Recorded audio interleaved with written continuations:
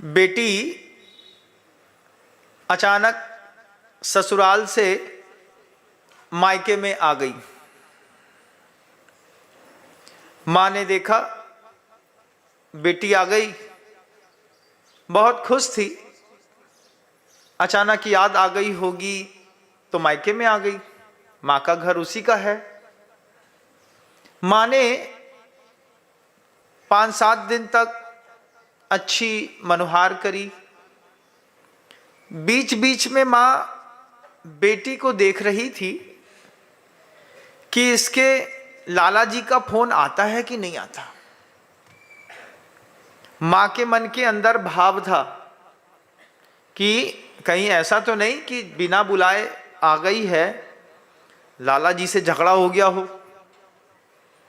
माँ देखती रहती है कि श्रीमान जी का फोन आ रहा कि नहीं आ रहा। सुबह आया, दोपहर आया, शाम आया, नहीं आया। 1 दिन, 2 दिन, 3 दिन, 4 दिन, 5 दिन।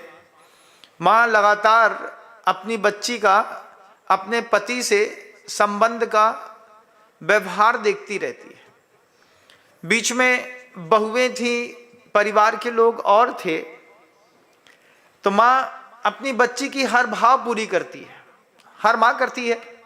जब कभी भी बच्ची ससुराल से मायके आती है तो माँ बच्ची के लिए कहती है, सुनो, गुड्डी को जो पसंद है तो ये बना दो, तुम्हारे लिए हम खाटू बनाया है, अच्छा वाला खा लो। ये लूसा घर में लेकर के चले जाना, ये ले लो, पापड़ खा लो, सब कर लो। और उसमें जो भी आइटम हो थोड़ा सा खींच बना देती है, मीठा वाला।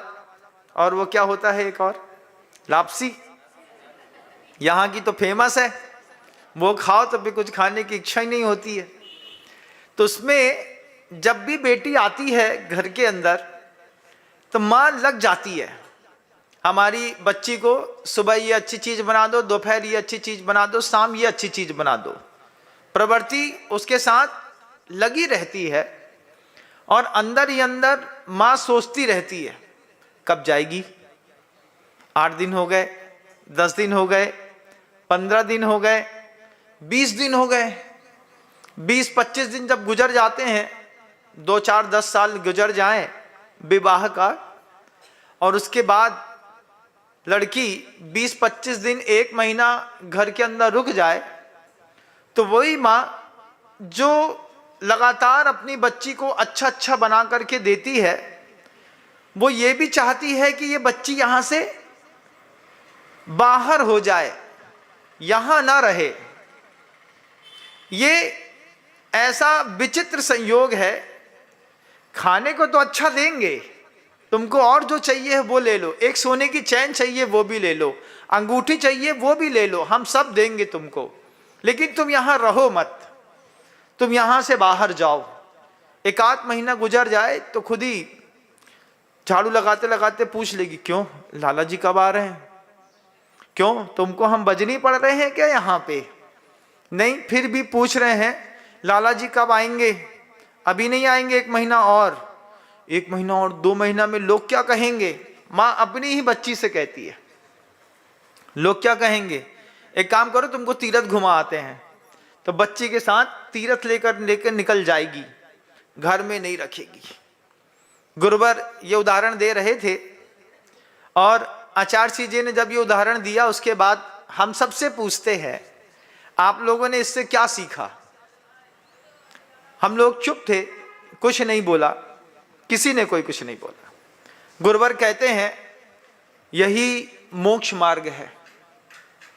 मोक्ष मार्ग प्रवृत्ति परक भी होता है और निर्वृत्ति परक भी होता है। प्रवृत्ति क्या है? प्रवृत्ति है सामने बेटी आई है तो अच्छा अच्छा खिलाएंगे, ये प्रवृत्ति तो है। लेकिन निर्वृत्ति भी चाहते हैं उस चीज से, जिस चीज को करते हैं उसी चीज से निर्वृत्ति भी चाहता है इंसान। ये मोक्ष मार्ग है। आचार्य श्री जी के बताने का उदाहरण इतना जबरदस्त था। फिर आचार्य श्री जी दूसरी बात हम लोगों से फिर कहने लगे, आप लोगों ने व्यवसाय तो किया होगा। हाँ गुरुदेव, व्यवसाय तो घर के अंदर थे तो करते ही थे। आपके घर के अंदर 5 करोड़ रुपए रखे हुए हैं नगद। तो हम लोगों ने एक दूसरे का मुंह देखा, देखें कबू 5 करोड़? तो बोले नहीं देखे। तो हमने तो देख लिए थे, क्योंकि पड़ोसी का पैसा जब घर में रखा रहे तो देखने का सुख अलग है। अपना 5 करोड़ रखा हो तो वहां पर जब दूसरी चीजें होती थी तो हवाला का बहुत पैसा रख दिया जाता था घर के अंदर। तो कभी जेपी सीमेंट की बोरी में, कभी उसकी मुसंद होती है ना, मुसंद समझते हैं, तकिया होती है गोल वाली, उसकी खोल में, कभी आधी बोरी चने की दाल में कुछ ना कुछ आता जाता रहता था। आचार्य सिंह कहते हैं, गुरुदेव आपके घर के अंदर 5 करोड़ रुपए रखा है आपका, आपको अंदर ऐसा ऐसा होता है कि नहीं होता है? कैश रखा रहे तो होता है महाराज। फिर आपको पता चले कि आपके घर के अंदर अगले महीने की 13 तारीख को इनकम टैक्स की रेट पड़ने वाली है, क्या करोगे? क्या करेंगे महाराज? 5 करोड़ रुपए को जैसे तैसे जहां सेटल होता होगा उसको सेटल करके, अभी 1 महीने का समय है आपके पास। आज 13 तारीख है, अगली 13 तारीख को इनकम टैक्स की रेट पड़ेगी, पहले से पता चल जाए।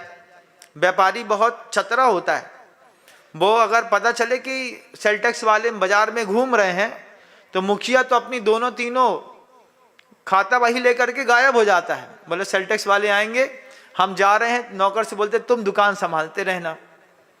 अब गुरुजी हम लोगों से कहते हैं कि इनकम टैक्स की रेट पड़ने वाली है, आपके घर के अंदर 5 करोड़ रुपए रखा है और आपको ये बता दिया गया कि 1 महीने बाद अगले महीने की 13 तारीख को फलानी फर्म में रेट पड़ेगी।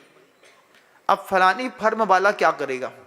पता चल जाए तो 1 महीने में सब सेटलमेंट कर देंगे, गोल्ड खरीद लेंगे, कोई जमीन खरीद लेंगे दादी के नाम पे, नौकर के नाम पे कुछ पैसा जमा करा देंगे, जितने बैंक अकाउंट होंगे उसमें कुछ ना कुछ घुसा करके जैसा तैसा सीएस से पूछ करके, भैया ये गड्डी है घर के अंदर पड़ी रहेगी, इसका क्या करना है?